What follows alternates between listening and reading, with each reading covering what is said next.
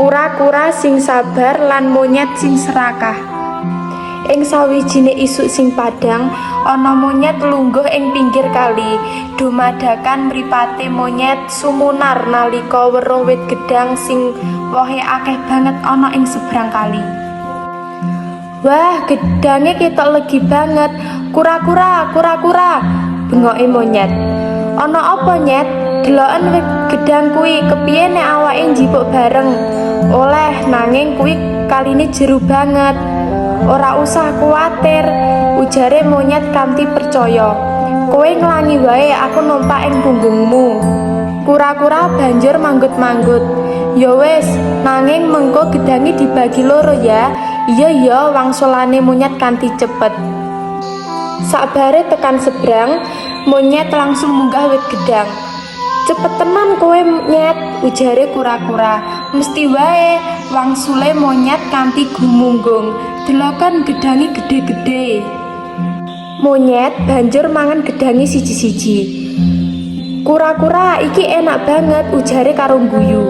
Aku uga kepengin ngrasakne, ujare kura-kura. Mengko wae wangsule monyet, aku isih luwe. Kura-kura ambekan alon. Yen ngono, tulung jantung gedhange jeglokno kanggo aku. Kanggo apa? Pitakone monyet. Iku bagian sing paling migunani. Wangsulane kura-kura kanthi tenang.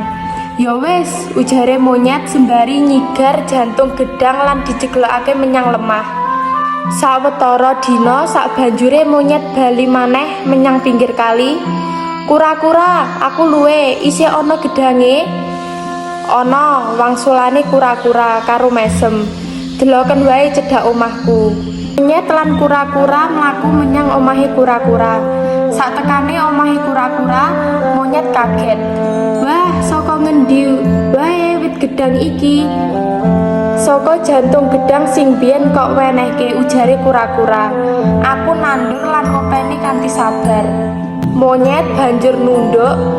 Aku nyesel wis tumindak serakah.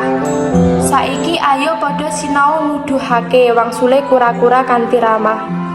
Wiwit wektu kuwi monyet dadi luwih apik lan tansah gelem nuduhake karo kura-kura.